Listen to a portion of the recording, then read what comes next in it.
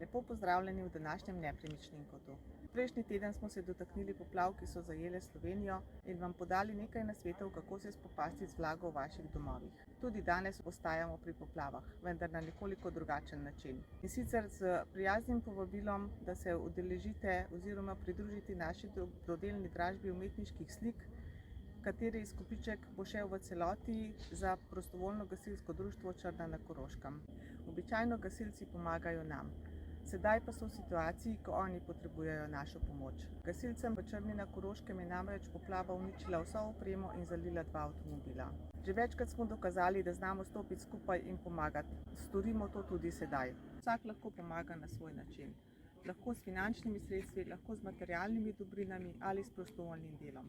Veseli pa bomo tudi, če boste samo delili našo objavo in povabili ljudi k udeležbi na dobrodelni dražbi umetniških slik. Le tako bomo lahko zbrali čim več sredstev za naše gasilce, ki potrebujejo v tem trenutku pomoč.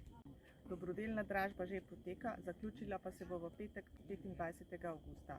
Tako da še enkrat lepo vabljeni, da se nam pridružite. Ker so gasilci nesebično v poplavah pomagali tudi mnogim živalim, se je vabilu k sodelovanju na dobrodelni dražbi umetniških slik pridružuje tudi Eli. Eli, zdaj petko za gasilce. Danes sem bila z vami Jožica Šmit in vas prav lepo pozdravljam z gasilskim pozdravom na pomoč.